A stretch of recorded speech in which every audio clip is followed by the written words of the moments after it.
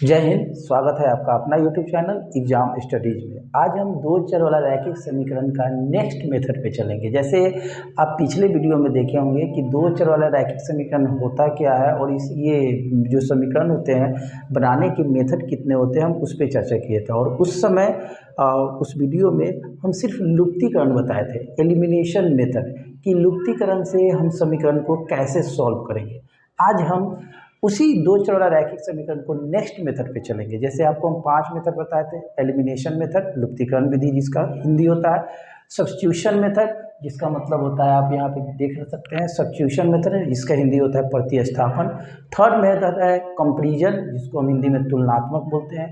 उसके बाद फोर्थ होता है ये क्रॉस मल्टीप्लिकेशन वज्र गुणन विधि एंड लास्ट होते हैं अनुपात निर्णय मेथड, अनुपात निर्णय विधि यानी रेशियो मेथड। तो आज हम सेकेंड मेथड पे चलेंगे जिसका नाम है सब्स्टिट्यूशन, हिंदी में प्रतिस्थापन। नाम से ही पता चल रहा है प्रतिस्थापन, किसी की जगह पर स्थापना कर देना। जैसे बायोलॉजी में पढ़े होंगे, जो बोटनी के अंतर्गत आते हैं।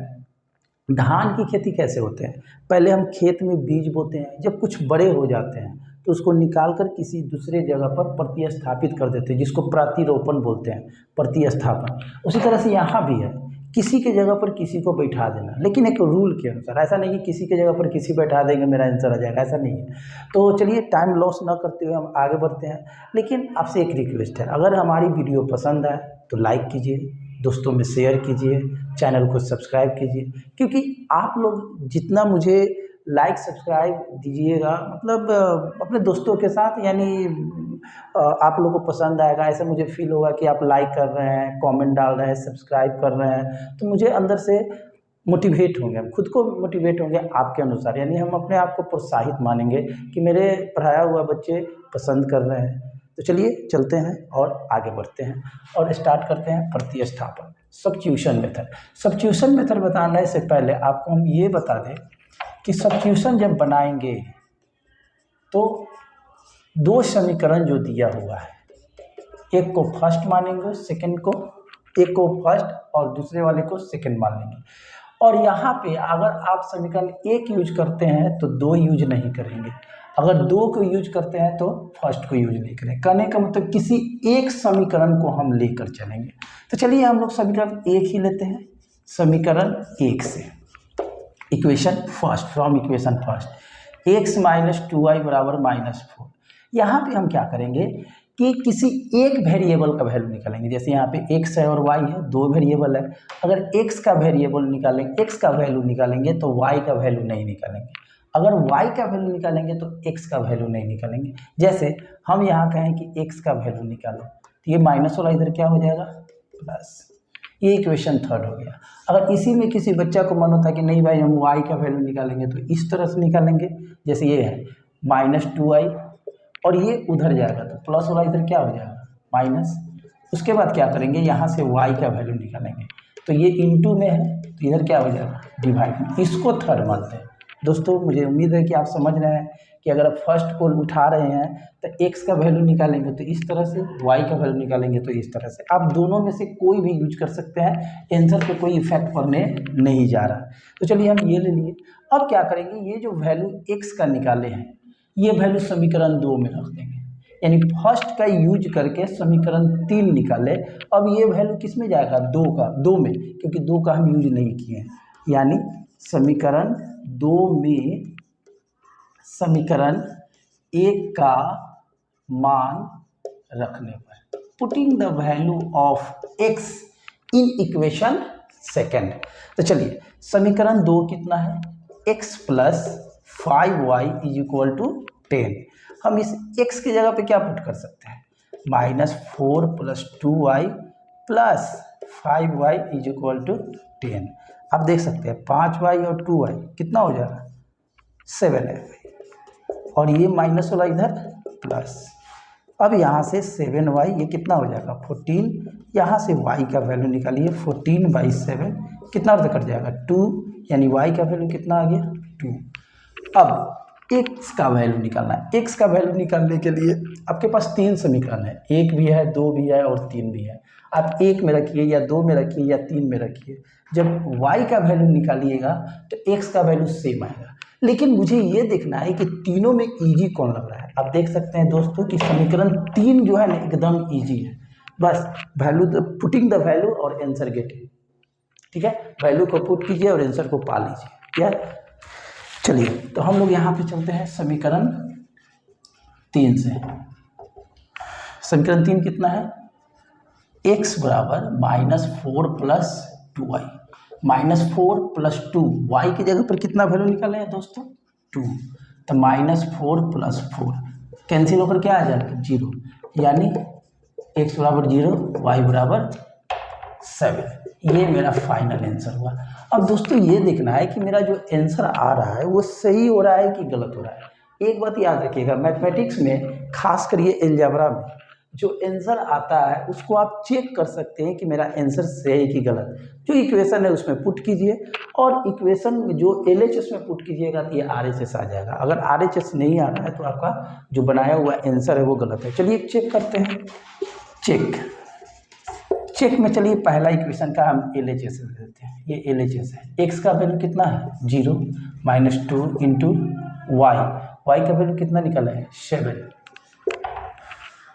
सॉरी y का वैल्यू 2 है, सॉरी। अब यहाँ पे देखिए 2 2 या 4 -4 देख सकते हैं। इसी तरह से इसको भी चेक कर लीजिए, x प्लस 5y, x की जगह पे क्या रख देंगे 0 प्लस 5 इंटू 2, आप देख सकते हैं 10। तो आप इसे क्या समझे कि जो मेरा आंसर आ रहा है इक्वेशन में पुट करेंगे तो RHS दे देगा। अगर RHS दे रहा है तो बनाया हुआ आंसर क्या है आपका सही है। तो उम्मीद है आप इस मेथड को बहुत ही अच्छी तरह से समझेंगे। अगर आपको समझ में ना आए फिर से वीडियो रिपीट करके देखिए, आपको जरूर फायदा मिलेगा। और एक और बात, ये 10th क्लास के लिए बहुत ही इंपॉर्टेंट है। अगर आप ये पढ़ लेते हैं तो इसका आगे वाला एक वर्ड प्रॉब्लम होता है। हम दोनों बोर्ड के बच्चों को, दोनों क्या किसी भी बोर्ड के 10th क्लास के लिए बोल रहे हैं, ये बहुत ही इंपॉर्टेंट है। अगर हम हिंदी में पढ़ा रहे हैं तो इंग्लिश में हम बोल दे रहे हैं, आप इंग्लिश में भी इसको आप करके सॉल्व कर सकते हैं। चलिए इसका आगे का मेथड देखते हैं।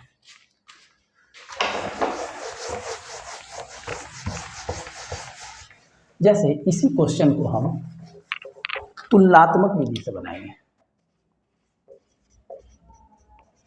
तुलनात्मक विधि, कंपैरिजन मेथड।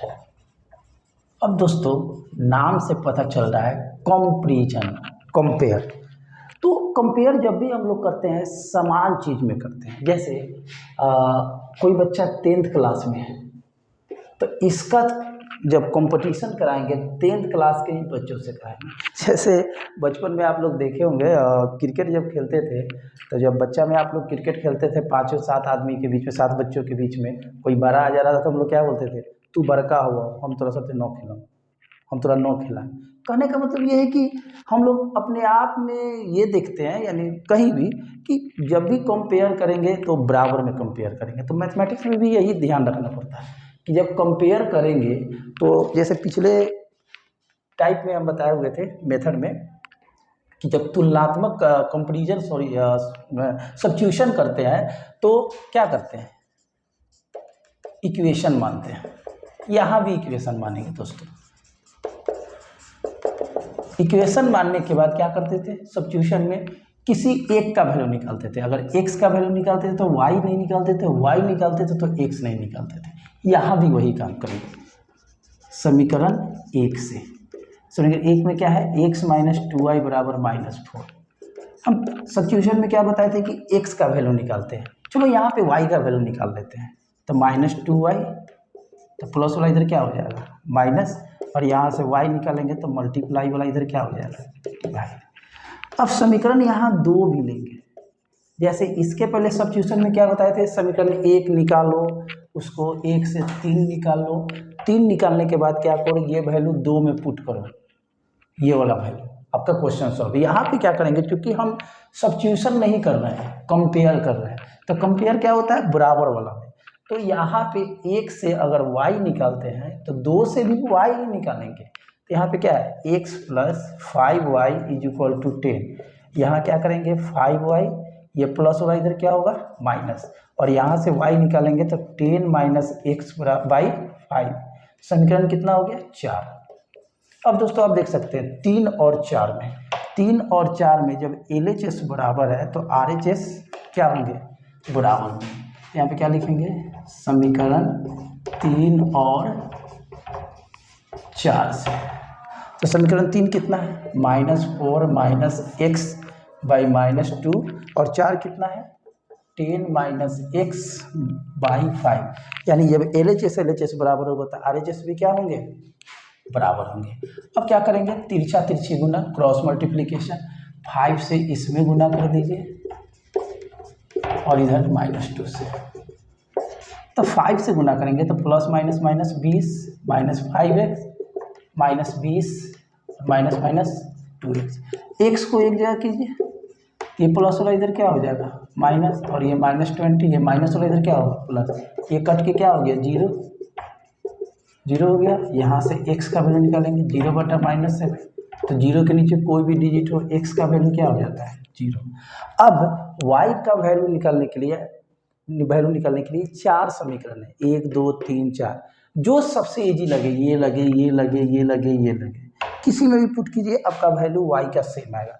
तो आप देख सकते हैं सबसे इजी हमको तो यही लग रहा है, तो क्योंकि माइनस वगैरह से झंझट नहीं है। समीकरण 4 लेते हैं, समीकरण 4 से, समीकरण 4 कितना है, y = 10 - x = 5, 10 - x की जगह पर 0/5, यानी 10/5 कितना हो गया 2। तो आप देख सकते हैं फाइनली x का वैल्यू 0 और y का वैल्यू क्या आ गया 2। अब आप एक बात देखिए, इसमें क्या देख रहे हैं, किसी भी मेथड से आप बना रहे हैं आंसर सेम आ रहा है। तो आपको हमने 2 चर वाला रैखिक समीकरण में 3 मेथड बता दिया। फर्स्ट वीडियो में आपको हम सिर्फ एलिमिनेशन बताए थे, और 2 चर वाला रैखिक समीकरण होता क्या है, उसका नाम क्यों है, चर समीकरण क्या होता है, रैखिक क्या होता है, उसके बारे में बताए थे। और अभी आपको हम 2 मेथड बताएं, एक कंपैरिजन और एक तुलनात्मक। लगभग दोनों सेम ही है, फर्क है कि सब्स्टिट्यूशन में एक इक्वेशन को निकालते थे और उसमें पुट करते थे, और कंपेयर में क्या करते हैं, दोनों को निकाल कर आगे तुलना कर देते हैं। चलिए दोस्तों, आपसे फिर से रिक्वेस्ट है, अगर वीडियो अच्छे लगे लाइक कीजिए, दोस्तों में शेयर कीजिए, सब्सक्राइब कीजिए, और कोई भी किसी भी चीज़ का प्रॉब्लम हो, क्वेश्चन है, प्रॉब्लम हो, हमारे कमेंट बॉक्स में आप यूट्यूब चैनल एग्जाम स्टडीज़ में आप क्या कर सकते हैं, वहाँ पे कमेंट डाल सकते हैं। धन्यवाद, जय हिंद।